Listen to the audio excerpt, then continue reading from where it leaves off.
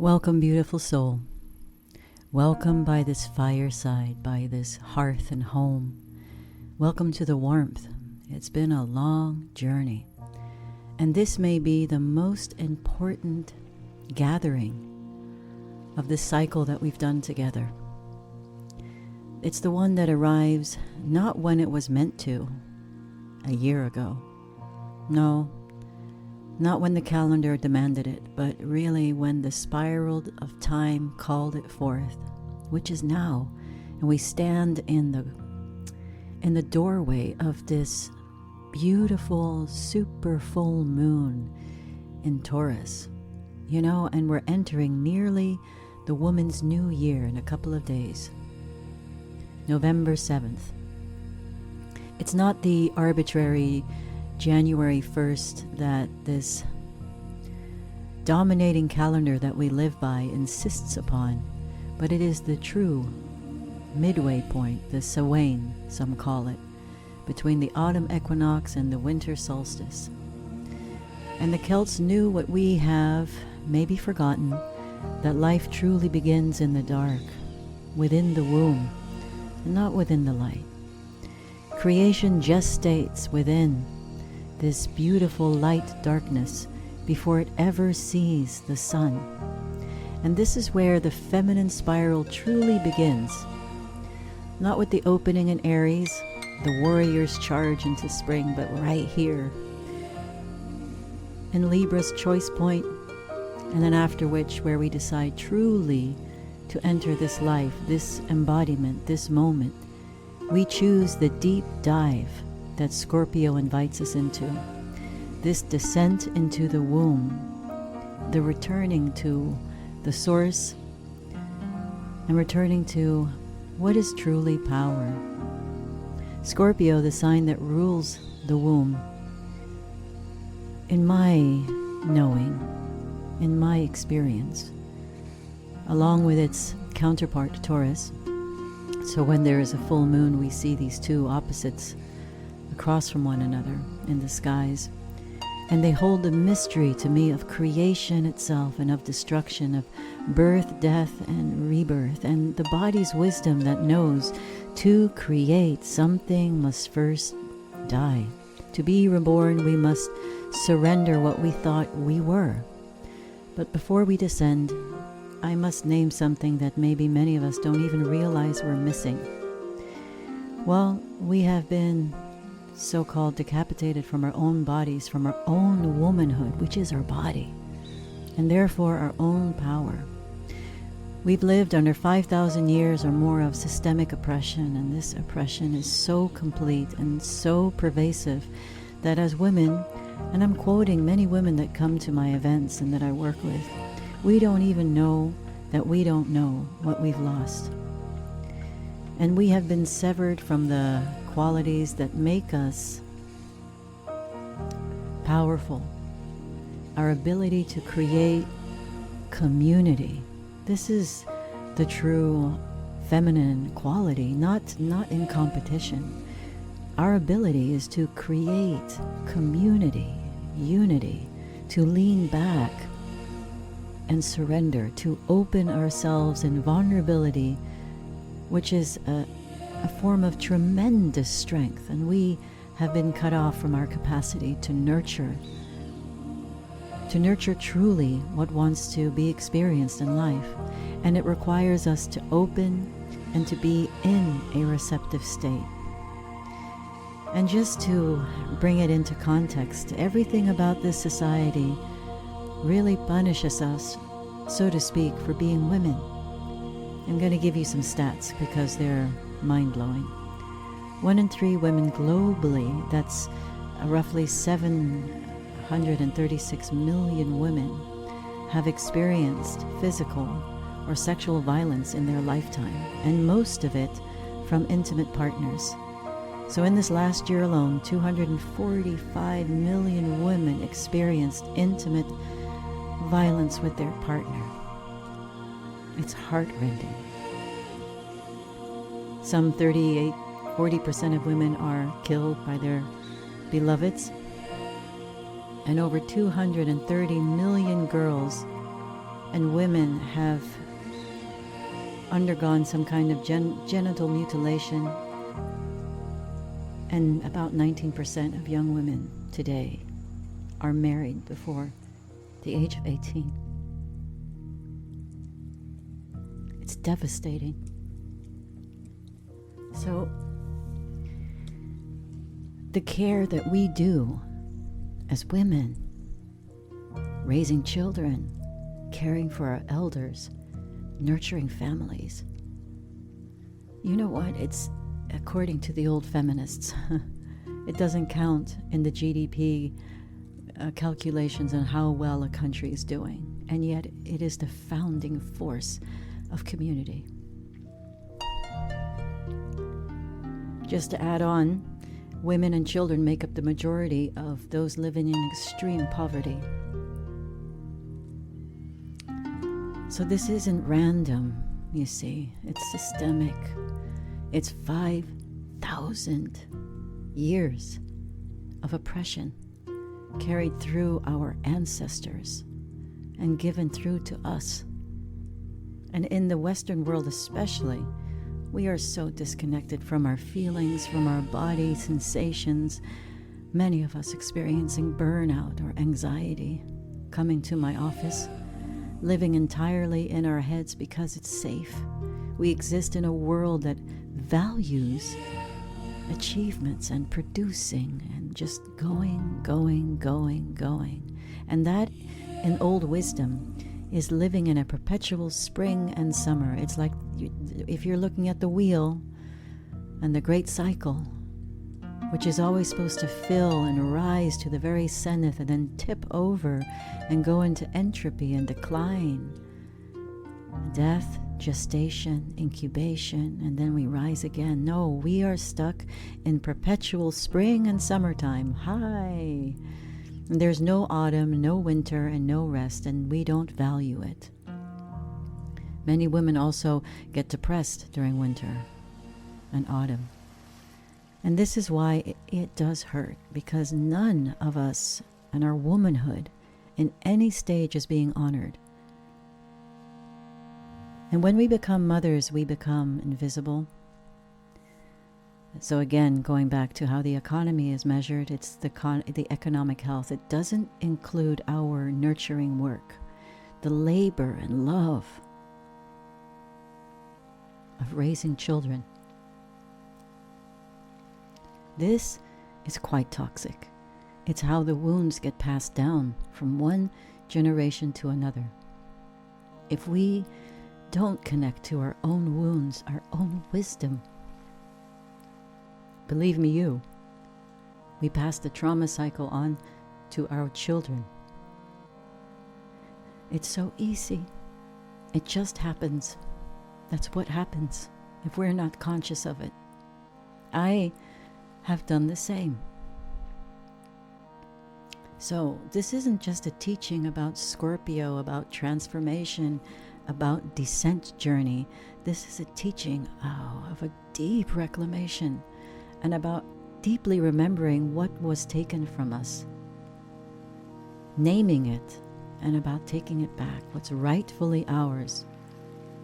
The woman's quality at this threshold, this moment, is a quest for wisdom, and wisdom is power. It's not going to happen through our looks. It's not going to happen through what we produce.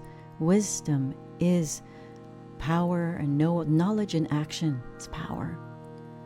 We might know a lot of things, but if we don't do anything with it, nothing changes. We might love a lot of things, but if we don't bring it into consciousness, nothing changes, or might be distorted. So it's not power over, it's not power with, it's power from within, power rooted in the truth and authenticity in relationship to one another, rooted in the relationship to yourself. So, for what is Scorpio but the one who really asks, are you willing to feel everything? Because it represents deep feeling and the transformation of such within the feeling, of uncovering what's been hidden to reach the golden truth. So, Let me tell you now an old story, a story that was buried or misaligned and twisted, but like all serpent wisdom, it's time for it to shed its false skin and reveal what's always true. So, in the beginning, and we must question all beginnings, not Lilith was created from the earth just as Adam was, to represent the masculine and the feminine of matter. It wasn't an afterthought or anything like this. It was intentional, from dust, from soil, from the sacredness into reality. And when they came together and it was time to make love, to procreate, well, Adam, as the story goes, insisted that she lie beneath him. And, well, Lilith was like, no way. So this is where the story begins. Why would I lie beneath you when we were made from the same earth? We are equal. I will not submit to that denies my sovereignty. And she spoke the name of God, the true name, the one that held power, and she decided to fly away from Eden. Not that she was cast out. So some stories say that she sprouted wings, and some say that she simply walked into the wilderness. But the importance is she chose exile over submission. And for this, for claiming equality, for refusing to surrender her authorship, her authority, for daring to say no to domination, she was cast out, quote unquote. She was actually demonized, made into a monster who supposedly kills babies, seduces men. It was amazing when I saw everything on the internet that went with this. All the usual things that the dominating system does to powerful women archetypes who refuse to comply. Well, archetypes and women themselves, no? But here's what they don't tell you in the clean versions. Lilith did not wither in the desert. No, she blossomed and thrived, because the desert, that place of dry undoing, where everything is lost and everything you thought you were dissolves in the heat and the vastness of this silence. Well, this became her temple. Let's say her university. Well, her initiation ground. For she made love with wild spirits of nature. Again, this word was taken. Nature spirits, daemons, D-A-E-M-O-N-S, not demons, as Christianity would later corrupt it. Daemons, the sacred nature spirits known to every indigenous culture, the elemental forces of earth, wind, fire, and water. And what dominating systems would eventually call, I guess, incubi and succubi, and later, even as evil, were originally sacred spirits and guardians of wild places and keepers of instinctual wisdom, teachers of natural cycles. They were labeled as evil. And this is important to understand, because the word demonize literally comes from this process, what we're talking about now. When we say someone or something is being demonized, we mean it's being portrayed as evil when it's not. And this is what happened to Lilith. This is what happened to the sacred nature spirits. Daemons became demons. And this is what happened to our womanhood, our own rising of creative energy. The snake, to the womb, to the menstrual blood, everything powerful about feminine, systemically demonized. It's taboo. And taboo is a Polynesian word, tapua, which means menstrual blood and power. Turn from the sacred to the shameful, from powerful to evil. So when Lilith made love to these spirits in the desert, she was engaging in the sacred union of a learning, of a transformation of elemental forces within her and around her. She was learning the ways of the wild. She was becoming a shapeshifter, a wisdom keeper, and the first shaman. And for this, for refusing to be domesticated, for learning from nature rather than from the dominating system, she was demonized, made into a monster, just like the sacred nature spirits themselves. And she learned what she learned. What she learned out there was the wisdom of the cycle, the great cycle, and the cycles of the season, the moon's pull, and the earth's rhythm, her body's rhythm. She learned of the animals and the wild lands, of the stones themselves, of the plants, trees. She became part of this. And in that wildish, untamed place, Lilith became the first one to shift her shape. As I said, she was the first shaman. She learned to move between the forms, between the realities, matter and spirit, to embody the wisdom. And she significantly learned to become the snake. And the snake, the ancient totem of women, years ago, the symbol of healing and regenerative power, of life force energy, what some call kundalini or shakti, but life force that sleeps at the very base of our spine, waiting to rise like dragons, like snakes. This life force energy, this creative power, isn't just sexual as some people say. This is the wild, untamed forces of nature. Dream, liminal consciousness, appearing in sleep and trance states.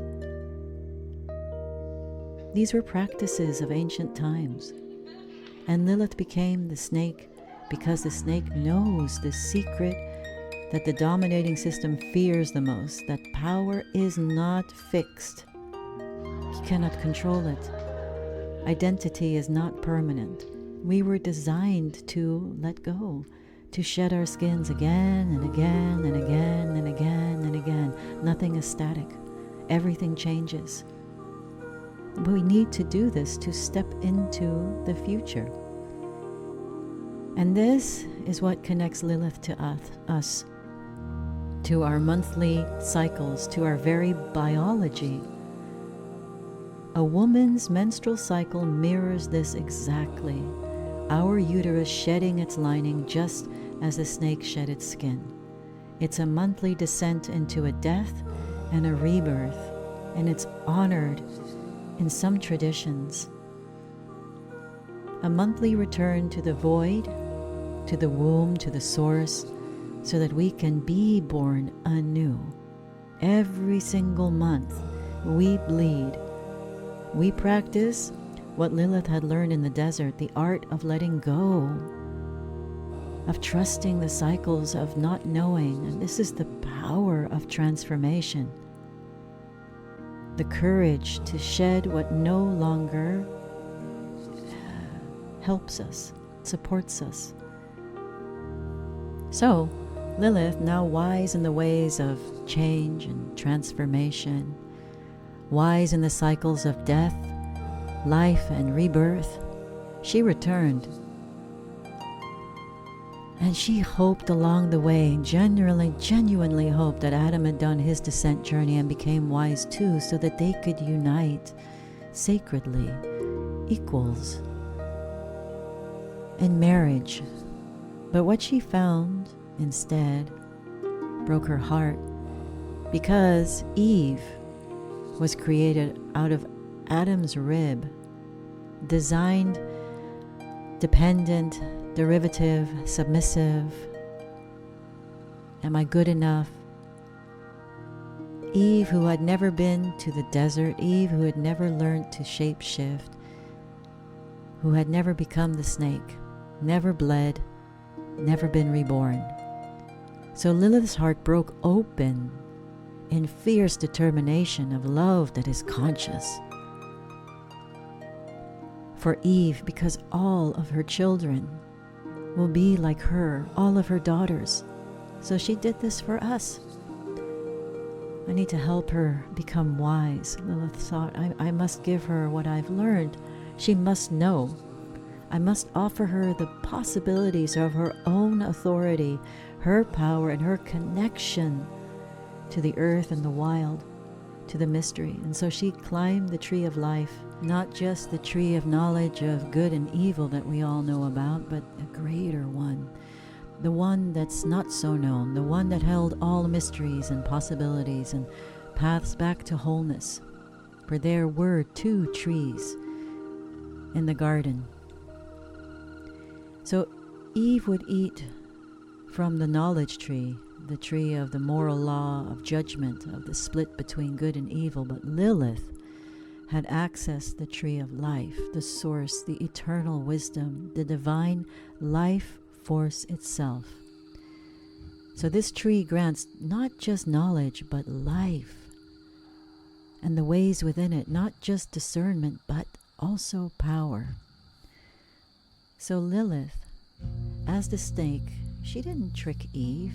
No, she liberated her. The fruit that would give her, if she were to eat from the tree of knowledge, that would give her moral discernment, the ability to distinguish good from evil, the awareness that would make her conscious. This was not the highest fruit. This was the tree of life itself. Still, it was a beginning and the first step in awakening. And when she ate, she became aware. She became conscious. She saw herself and her body and her power. And simultaneously, she also could see through her discernment the subjugation. She saw what had been done.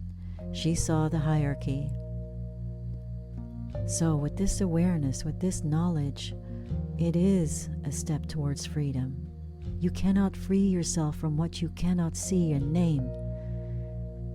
So this is why the myth calls it the fall, because from a dominating system's perspective, a woman becoming conscious of her oppression is a fall. An uncontrolled woman is dangerous. A woman who knows she's been subjugated might refuse to stay subjugated. She knows she's imprisoned. So, from a feminine perspective, this wasn't a fall. No, this was a rising. Her eating was the first act of self-agency, her choice, her moment of saying, I want to know, I want to see, even if it costs me quote-unquote paradise. Because what good is a paradise if you're unconscious, huh? You don't know what you have. What good is the garden if you're asleep? So she chose knowledge over obedience, consciousness over like comfort, and her own authority. She chose herself with a capital S. So yeah, she was cast out and cursed, pain and childbirth, subordination to man and all of it. But here's what the story doesn't tell you. She wasn't punished for eating the fruit. She was punished for becoming conscious, for daring to choose her own will, her path, for refusing to remain innocent, which is just another word for ignorance. Oh, to be old while young and young while old. That's innocence. So, the real curse wasn't the pain of childbirth or subordination. The curse was forgetting. The curse was that for millennia after, women would forget that we once chose consciousness. We chose a path to inner authority. And we forgot that we did eat from this tree. This world tree, this life tree. So it's our birthright awareness, not a sin. And Lilith remembered, and she reminded us to remember. Through our blood, we remember. Through our cycles, through our monthly death and rebirths, we practice what Lilith taught. Transformation is our nature. Changes. Shedding is our power. Consciousness is our inheritance. So let me bring you back to the body. The reality that grounds all of this mystical teaching. So our cycle is a monthly initiation. It is a powerful path. Every 28-ish days, if we're bleeding, our body goes through complete transformation. The endometrium, the lining of the uterus, grows really thick and lush, preparing to receive new life. And if conception doesn't occur, the lining is shed completely and entirely. The uterus releases everything and it lets go. It bleeds out and we begin again. A new cycle, a new lining, new possibility. This is shape-shifting at a deep cellular level. This is the snake shedding its skin, making flesh, made of flesh. The phoenix rising. And here's what's really profound. We are the only mammals who menstruate this way. Most mammals reabsorb their uterine lining if pregnancy doesn't occur.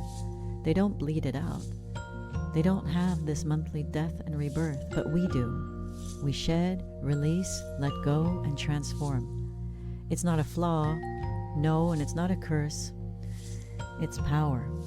And we see it as something that's like it's inconvenient. We're not given time to really settle in and take some time off.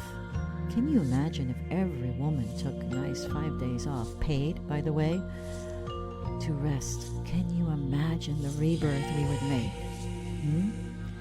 So this cycle has 4 phases that mirror the 4 seasons and the 4 elements and the 4 phases of life. Menstruation, winter, death, Scorpio. This is the descent, the letting go, the shedding, the return to the source and the void.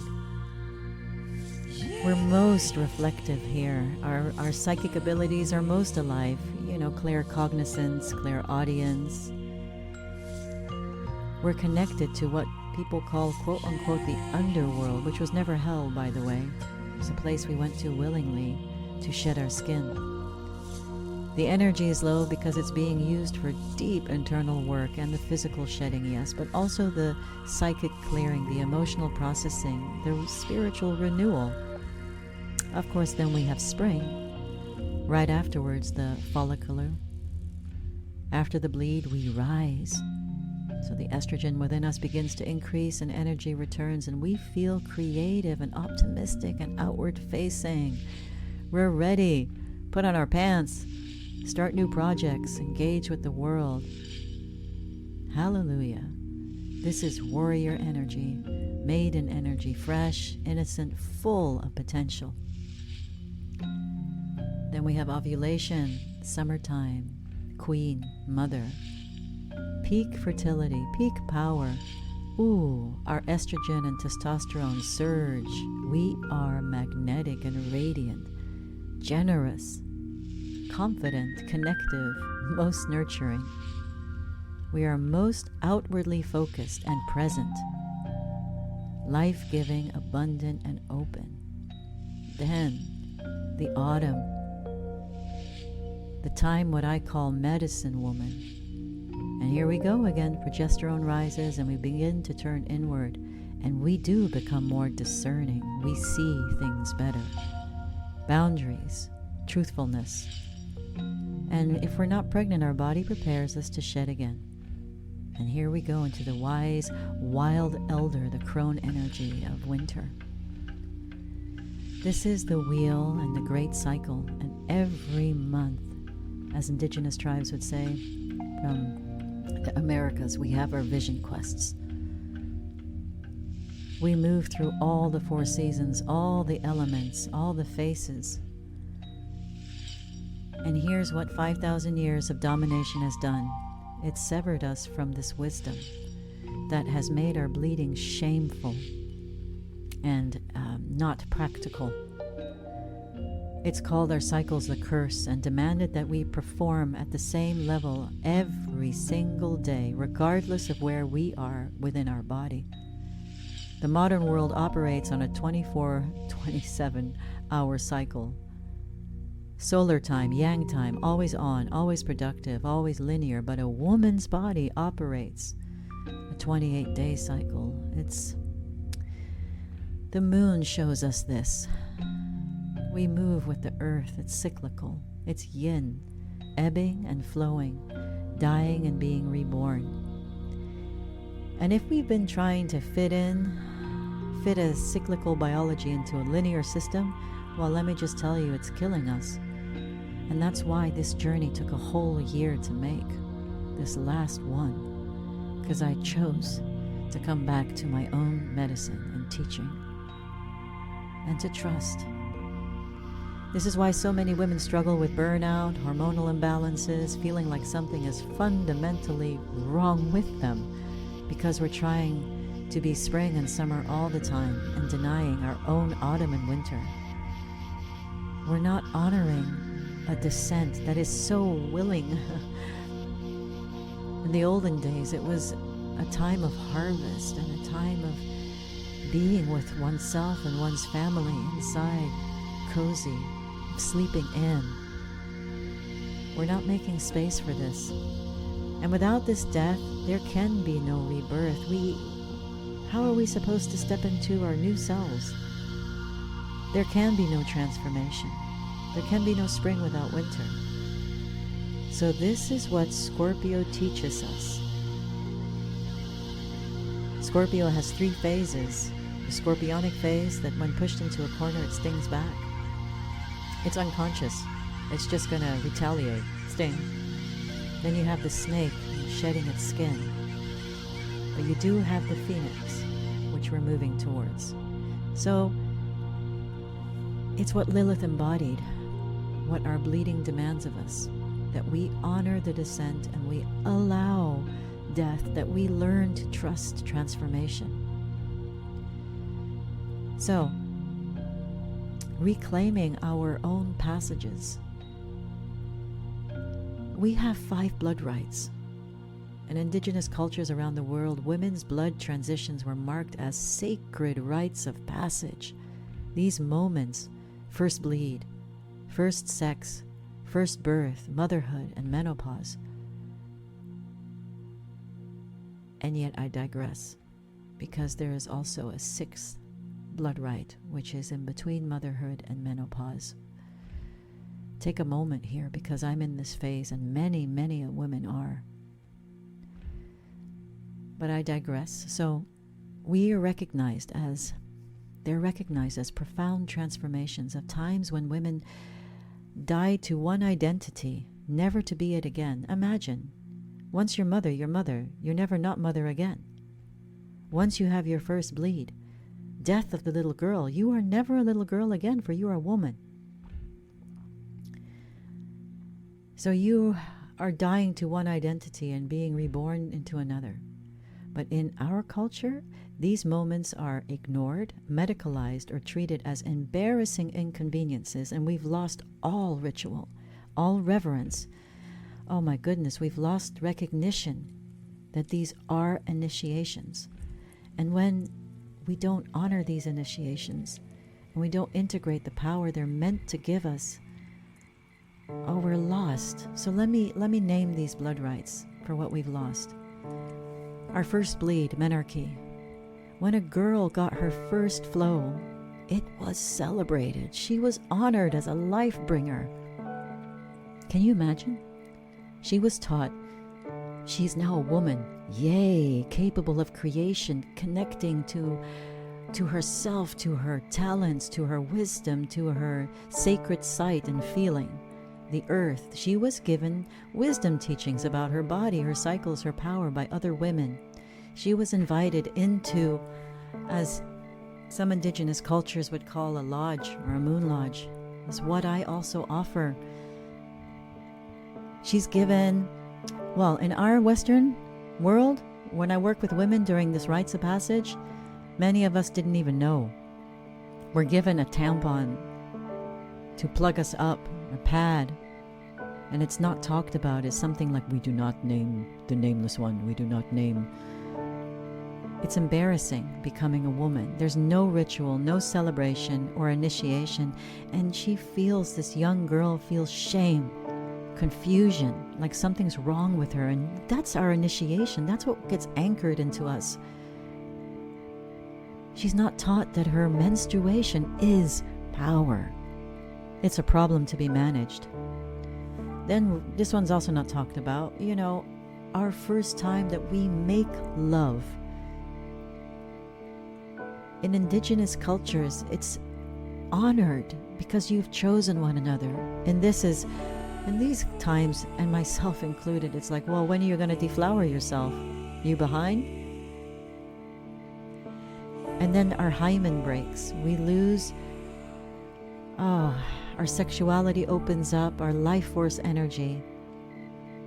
And we're lost that we get to choose who we do it with. Who are we doing it with? For what and for whom? In these sacred traditions, this was understood as a profound moment. A moment when a woman consciously chose to open herself up and to share her life force.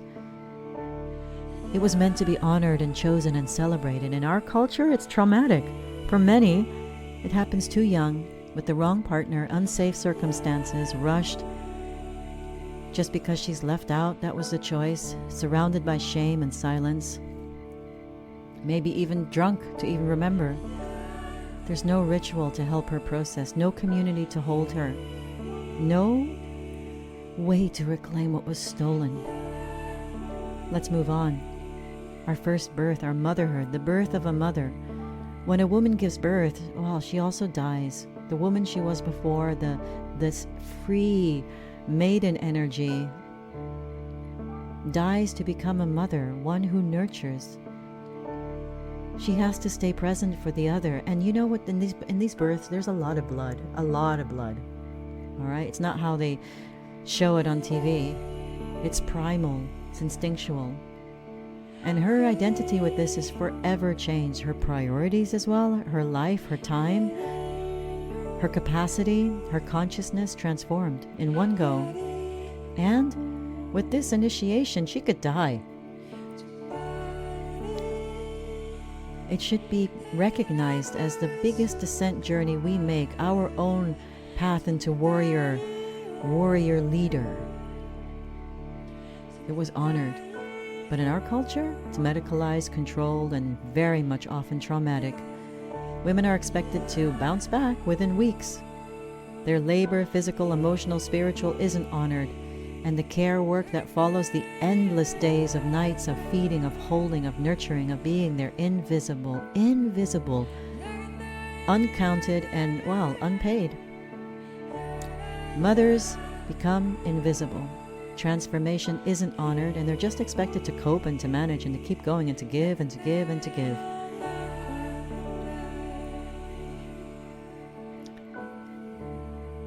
So, conscious motherhood.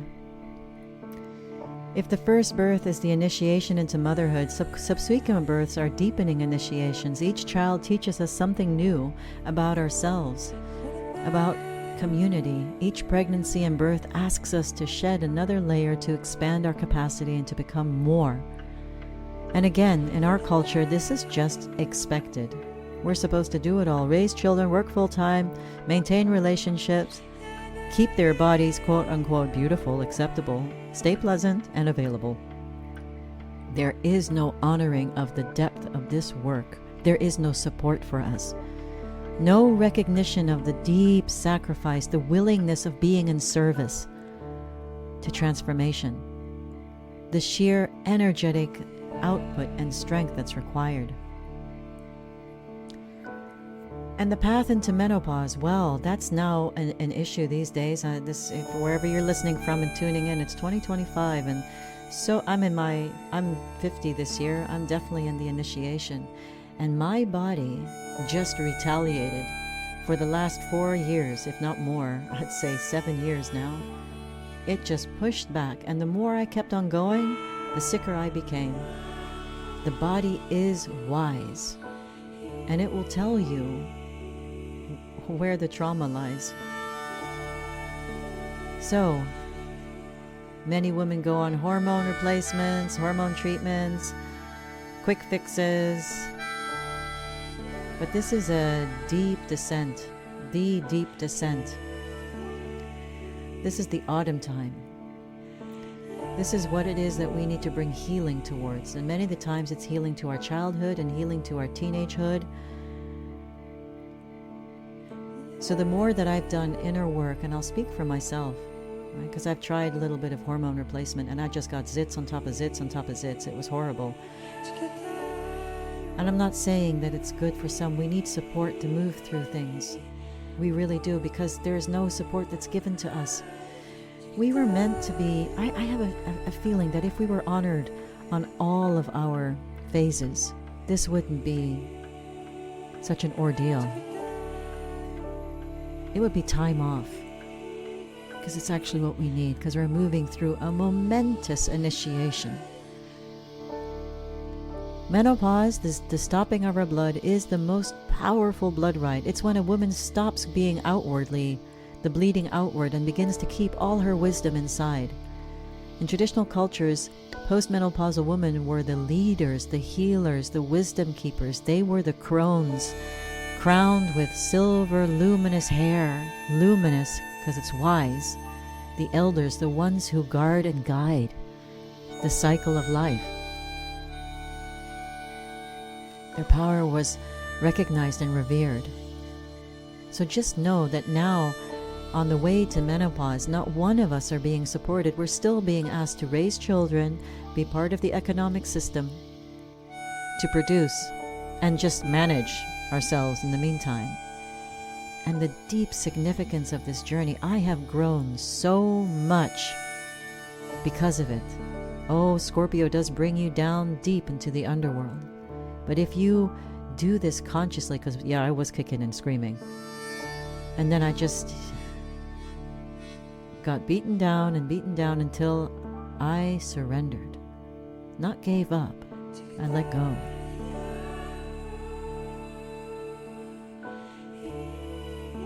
Boy, was I stubborn. But let's look at this. In our culture, menopause is treated like a disease. Women are made to feel like they're past their usefulness, they're invisible, irrelevant. The symptoms, again, are medicalized. Hysteria, hysterectomy. Women got hysteric. That's where the word comes from, and their uteruses are removed. It's one of the first, actually, the removal of our uterus is more common than we know. The removal of our wisdom, of our connection.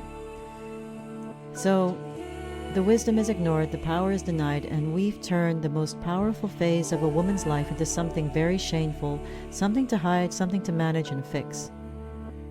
So these blood rites are meant to be initiations, crossings, moments of profound transformation, and honored when we shift from one identity, reborn into another.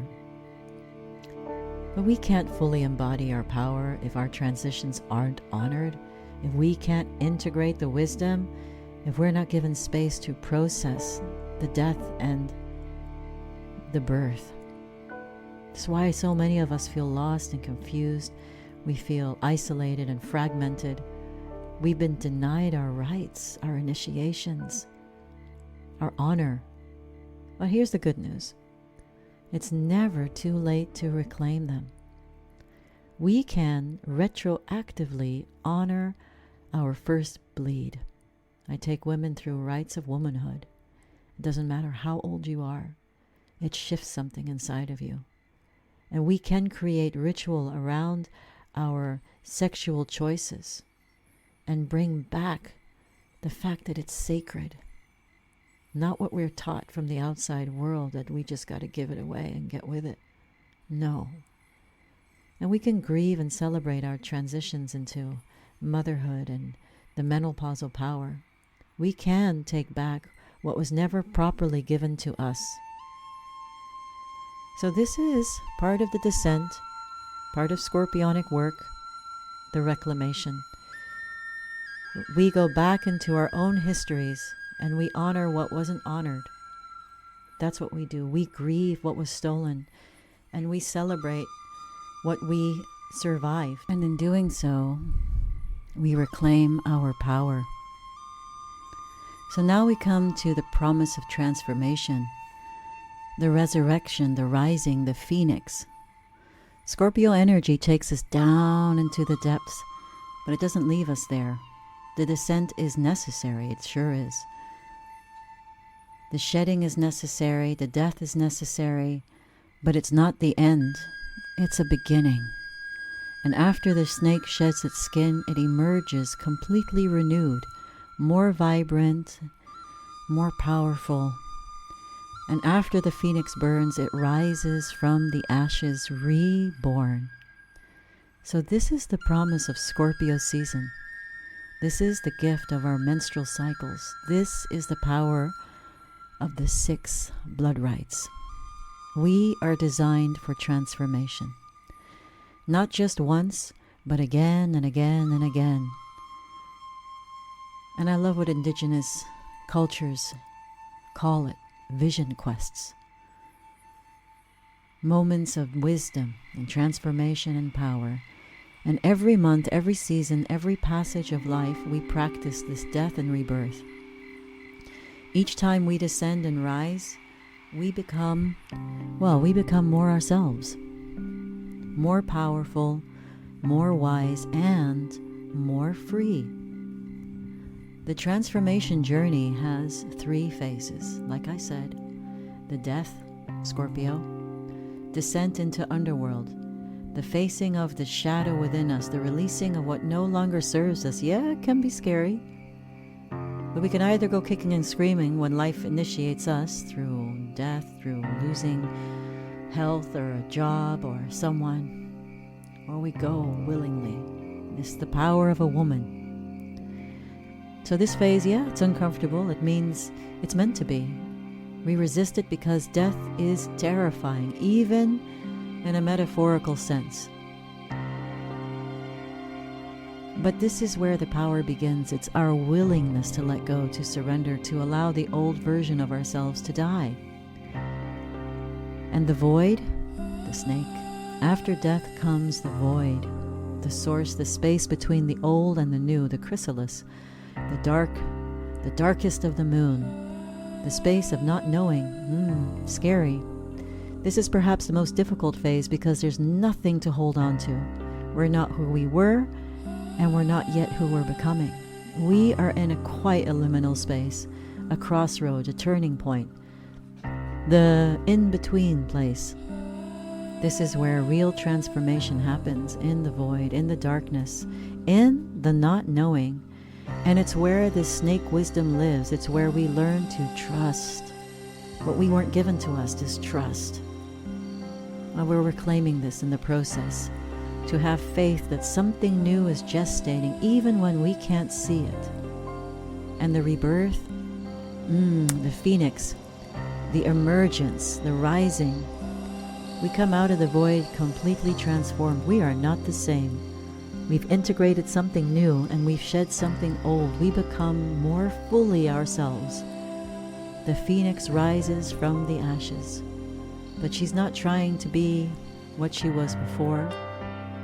This burning moment of moving through the fire, she's something new entirely. So this is the gift of transformation. We don't just return to baseline. No, we actually level up. There's more space, more confidence, more strength, more consciousness, more love. We become more. And here's another thing about the cycle. It just never ends. When we think we've arrived, when we've integrated in one transformation, life just calls us to descend again. Another shedding, another death, and another rebirth. It's a process. This is the process. You know, sitting in circle isn't just going to tick it off. Sitting in circle is a powerful process to be in with sisters. Sitting with your menstruation is a powerful process to be in. Can you take the time off to do so? Can you teach others around you? Can you let yourself be in the chaos moment and not fix things and not do things and be still and feel? That's scary. We don't want to do it. We want to be distracted. We're not meant to arrive at some complete final fixed version of ourselves. We are meant to keep shape-shifting, keep becoming. So this is why Lilith is so important. It's why the snake is sacred and the phoenix is powerful. You know, they teach us that transformation is not a one-time event. It's just a way of life. Every month, we get to practice this. We get to practice this. We may practice this. We are women. Every season, the wheel turns. We practice this.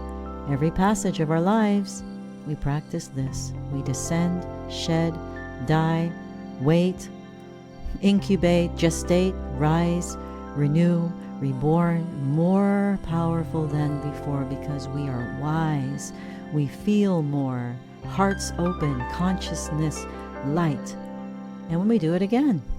So this is the spiral. The deeper we go, the higher we rise. This is the cycle, and this is our womanhood, the feminine path. It's not linear towards some final goal, but cyclical, spiraling ever upward, ever deeper, ever inward, ever outward. So here we are at the end of this journey. I really wanted this to be a year cycle, and well, my health, my own menopausal movement took me elsewhere. But you know, at this ending of this journey is the beginning of another. You've heard the story of Lilith, the one who refused to submit, the one who was a truth teller. She uncovered what was hidden. She chose exile, liberation over compliance. So that's responsibility. That's taking responsibility. That's doing the inner work of healing. And she learned, because of this, how to shapeshift. She learned the wildish places in herself, and she gave this gift to Eve.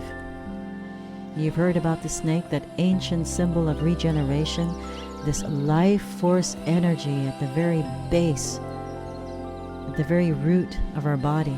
And it rises, the power of transformation, consciousness in action. And you've heard about the phoenix, the promise of the resurrection, the gift of rebirth, the rising from the ashes. We've touched on the menstrual cycle, that taboo, as an initiation into death and rebirth. And we've discussed the blood rites and how they were really meant to be honored. And by doing so, bringing honor and dignity to being a woman. So now the most important part, what are we going to do with this knowing? Because that's important, to act. Right action from right relationship. Because awareness without action is just, well, what? A theory. The work is to embody this, to live it, experience it, to practice it. It's a practice. So it means honoring your menstrual cycle. Please do take a day off. Don't do any projects that day. You're in a trance state. Tell your family, tell your work. Bring it back. Track your phases, accordingly, not just for when you're fertile and when not. But when to become reflective, when to become wise, when to take moments for yourself, and then when to move outward, when to connect with others, when to bring your ideas into the world, and create rituals. Create it around your bleeding. It's the most natural thing in the world to do a little ritual, to mark something, because you've changed from one identity to the next. And watch what happens. The best rituals are the simplest ones, just the ones in the moment. Reclaim your blood rites as your own right through community and ceremony. And learn to descend when the spiral calls you, and trust the shedding. Because we've all been there with what's wrong with me? And then, I have my menstruation. And rest. Rest is not a luxury. Rest is everything. Rest and peace, creativity. And rising with intention, consciousness, the way the phoenix wants to fly. We are carrying life within us. We carry the potentiality to create not just children, but our ideas, our promises, our meaning. How beautiful. Here's what I know in my bones, and what every indigenous culture knows, what our ancestors knew. This work can't be done alone. This work is happening in a relational field, quote unquote. Healing happens in community. with one another. Power is reclaimed in circles of women who see each other, who honor each other, and who hold one another. And this dominating system that wants us isolated, it wants us competing with one another instead of collaborating, feeling broken and ashamed and isolated instead of powerful and connected. When women gather, we share our stories, and that's sacred. It's a powerful act. I'm not talking the stories you tell over tea and lunch and coffee. I'm talking about witnessing each other's soul. It transforms us. When we are held with one another in honor, we are midwifing a new way of being. We celebrate one another's risings. And this is really where the magic happens. You know, it's not just personal healing, it's collective transformation. This is how we break the cycle of trauma that's been passed down from our great-great-great-grandparents and so forth and so on for 5,000 years. This is how we reclaim what was stolen, how we become the ones who change everything. You are life's daughter, Lilith's daughter. You carry the wild, untamed power in your blood, honey. You're the snake. You know how to shed. Your body does. Release the past. And you are the phoenix. You know how to burn and rise, how to be reborn. You can't do this alone, though, honey. Healing happens in this relational field. Science even has clocked it. Transformation happens in community, and power is reclaimed through the circles of women holding one another with love, respect, honor. It's the work I've been doing for nearly a decade, creating monthly gatherings where women come and sit together, not just to track their cycles because we do this on a new moon. No, it's to share our truths, however scary, even our silence, in safe witnessing containers.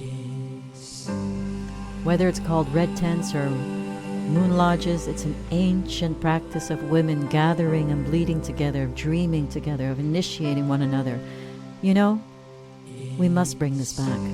And not as a return to some idealized path, but no, as a creation of a new future, one where women are honored, where our bleeding, our blood is sacred, where our cycles are celebrated, our power recognized, honored in dignity, and where our wisdom is valued. So we are the ones who break the cycle of trauma. We are the ones who refuse to pass on the wounds. Because I certainly saw it when I became a mother. I saw how I turned into the one thing I didn't want to be. And I knew I had to heal as fast as I could. I had to heal. I didn't want my wounds to be passed on to my daughter. So we are the ones who say it stops here. It stops with me and my body, in my life, in my own choices, because we are Earth's daughters. We are life's daughters, wild, wise, sovereign, and free. We're like that snake. We shed and transform, and we don't stay still and static. And we are also like the phoenix, burning, rising, burning, and rising again and again and again. This is the transformation journey, and it's definitely not linear. It's spiral. So let's walk this spiral path together, hand in hand, sister and sister. From our first bleed to when we hold it within us. From the darkness of the descent to the light of the rising. And our womb, well, that's the crucible. The descent is the initiation, and the snake is the process. As the phoenix is the promise. And you, my dear, you're designed for this. You're meant to be here. This is no accident. And if you're facing challenging times, and I don't say this easily, believe me, it's because you're ready to. So your body knows this. Your blood knows this. Your bones know this. Your heart and womb know this. And every month when you bleed, you can practice death and rebirth. You may practice this. You get to. You're a woman. Every season this wheel turns and you practice descent and rising. Every passage of your life, you get to practice transformation. We are powerful in love, in connection, in respect to ourselves and one another's. And as we prepare now to enter, well, let's just say this. Here we are, and we're at the end of this journey. And right now, in this beautiful super full moon, we get to see the light really illuminates what's in your life now. And in this Scorpio season, it's the woman's new year on the 7th of November. It's the deep winter. And it's my chrysalis, and I'm honoring that. So this is what it means to live cyclically in a linear world, what it means to be embodied, and what it means to trust the spiral. So I want to walk this spiral with you, and if you feel called to stay connected, to be part of this journey, to receive the teachings and meditations and transmissions as they emerge, I invite you to join me in my private Sunday letters in your inbox at rest2flow.com. Just scroll down to the very bottom and register. It's my sacred inner lodge, my inner hearth, the place where everything happens first, where new teachings land before they go anywhere else on any social platform. Meditations are gifted, and you won't find it anywhere else, where I share this raw, real, unfiltered journey of living this work. And it's free. It's intimate. It's where, well, magic happens. And when the moon lodges are reborn, for those of you that live in the Netherlands and that live in or around Amsterdam, they're starting again in February. It's the first time in 10 years that I've taken a break. And you will be the first to know. You'll be invited into a new space, a beautiful yurt, 5 minutes from my home. Amazing for Amsterdam. With new ceremonies, new possibilities. But for now, while we rest together, let's incubate together and honor the winter that's coming together, because this is how transformation works. Not by pushing through, but by surrendering to what is. You are Earth's daughter. I'll say it again and again and again. And you know also that you can't do this alone. So let's walk together. And so, welcoming the Scorpio season, welcoming this new year, welcoming your deep dive, and welcoming your inner authority, your power and sovereignty. So in the next track, you'll find a meditation. It's a bonus for those who wish to, if you wish to journey deeper into the descent and the rising. But until then, I honor you. And I thank you for being here. I honor your courage to be you in this world, to feel, to transform and become. May you honor your own cycles. May you trust your own descent. May you rise again and again and again, full, wild, and sovereign, creative. Bless you. Bless me. Bless everybody.